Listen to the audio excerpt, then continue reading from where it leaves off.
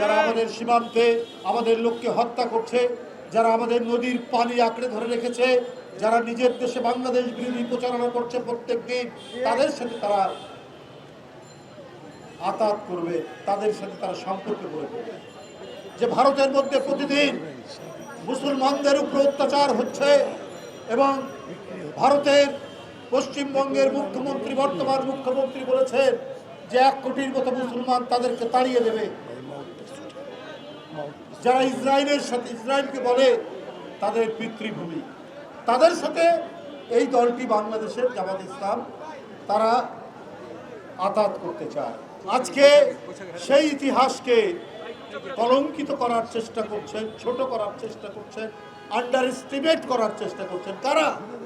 যারা সেই দিন স্বাধীনতার বিরোধিতা করেছেন, যারা সেদিন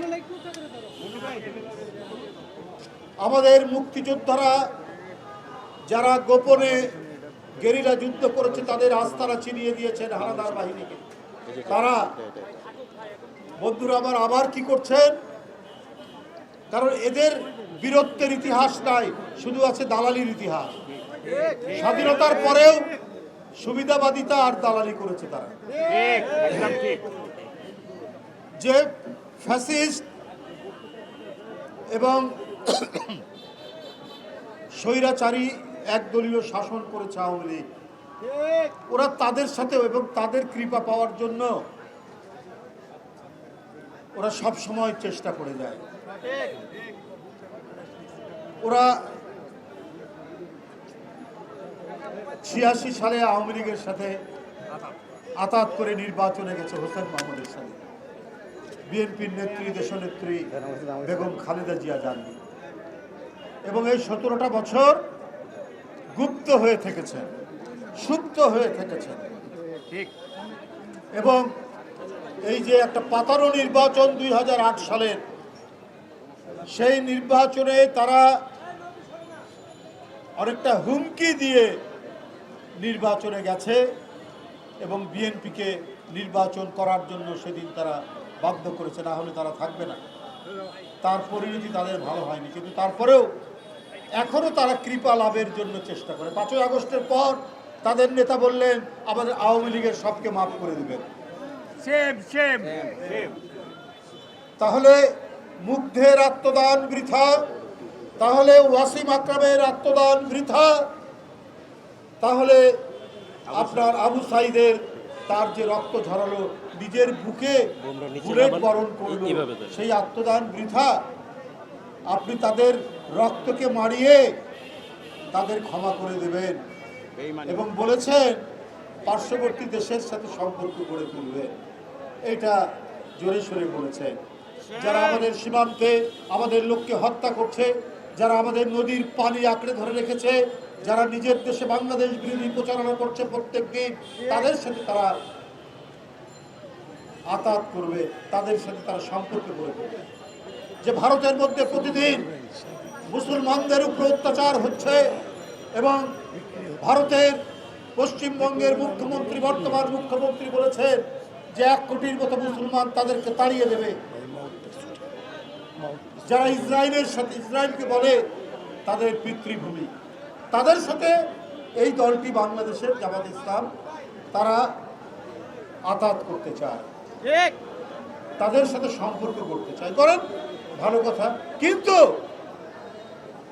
জামাতে ইসলামের প্রধান তার যে সরকারি বাড়ি, সেই বাড়ির চারিদিকে চিত্র প্রদর্শনী করলেন। সেই চিত্র প্রদর্শনী 71 থেকে শুরু করে জুলাই পর্যন্ত, সেইখানে দেশের যিনি সর্বশ্রেষ্ঠ মুক্তিযোদ্ধা, স্বাধীনতার ঘোষক, তার কোনো ছবি নেই।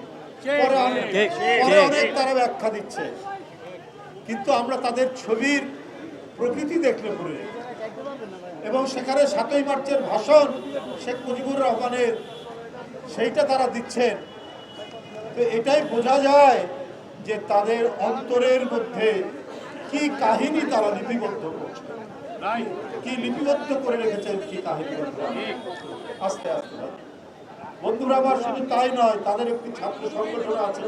আপনারা জানেন রাজশাহী বিশ্ববিদ্যালয়ে 71কে দাঁড়িপাল্লা আঁকিয়েছে 71কে হালকা করে দেখাচ্ছেন, 71-এর পাল্লাটা উপরে উঠে গেছে আর জুলাইয়ের পাল্লাটা নিচে নেমে গেছে, ওজনে ভারী। এগুলা খুবই উদ্দেশ্য করে, এগুলো খুবই চক্রান্ত। 71 আমাদের কাছে গৌরবদীপ্ত। আমরা 71-এর সেই উজ্জ্বল প্রজ্জ্বল সেই সময়ে যে জ্বলন্ত স্বাধীনতার আকাঙ্ক্ষা, তার সন্তান আমরা। সেই পথ ধরে আবার যখন অধিকার সংকুচিত হয়েছে, আবার যখন কথা বলার অধিকার কেড়ে নিয়েছে ফ্যাসিস্টরা, তার জন্য জুলাই একটি মহাবিপ্লব তৈরি হয়েছিল। এটা 71-এর চেতনা আমাদের বুকের মধ্যে ছিল বলেই আমাদের সন্তানরা তাদের ক্লাসরুম থেকে বেরিয়ে, তাদের বিশ্ববিদ্যালয় শিক্ষা প্রতিষ্ঠান থেকে বেরিয়ে রাজপথে নেমে ভয়ঙ্কর রক্ত পিপাসু এক ফ্যাসিস্টকে বাংলাদেশ থেকে তাড়িয়ে দিয়েছে। সুতরাং আজকে যারা ফ্যাসিবাদের উপাসনা করছেন, তাদেরকে সন্তুষ্ট করার চেষ্টা করছেন, আপনাদেরও বলে রাখি, আপনাদেরও মানুষ চিনে।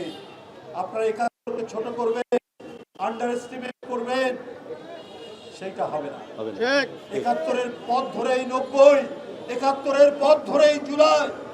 কারণ সেই চেতনা আছে যে এই দেশের মানুষ লুঙ্গি পরে হাতে রাইফেল নিতে পারে, এদেশের মানুষ স্ট্যান্ড গান নিয়ে নদীর সাঁতরে শত্রুর শিবিরে হানা দিতে পারে। সেটাই হচ্ছে আমাদের ইতিহাস, সেটাই আমাদের ঐতিহ্য, সেটাই আমাদের গর্বের সম্পদ, সেটারই উত্তরাধিকার হচ্ছে আজকের প্রজন্ম। বন্ধুরা আমার, তারাই জুলাই তৈরি করেছে। তাই আজকে খুব কৌশলে, খুবই চক্রান্তমূলক ভাবে যেভাবে কোনটা বড় কোনটা ছোট এইটা করার চেষ্টা করছেন, এতে কোনো লাভ হবে না। বন্ধুরা আমার, এই জাতি স্বাধীন যেমন হয়েছে তেমনি তার স্বাধীনতা রক্ষা করতেও জানে। স্বাধীনতা রক্ষার জন্য এদেশের 20 কোটি মানুষ তারা সব সময় প্রস্তুত রয়েছে।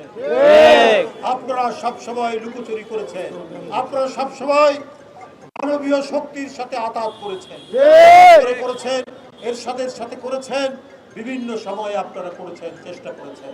আর যখন এদেশের জনগণ লড়াই করছে 17 বছর, বিএনপি সেই লড়াইয়ের তার প্রধান সেনাপতি দেশনেত্রী বেগম খালেদা জিয়া এবং তার সুযোগ্য পুত্র আজকের প্রধানমন্ত্রী জনাব তারেক রহমানের নেতৃত্বে ঘাটে ঘাটে বন্দরে আপনার র্যাব এবং শেখ হাসিনার পেটুয়া পুলিশ বাহিনীর সেই তাণ্ডবের মুখেও তারা প্রতিরোধ করেছে।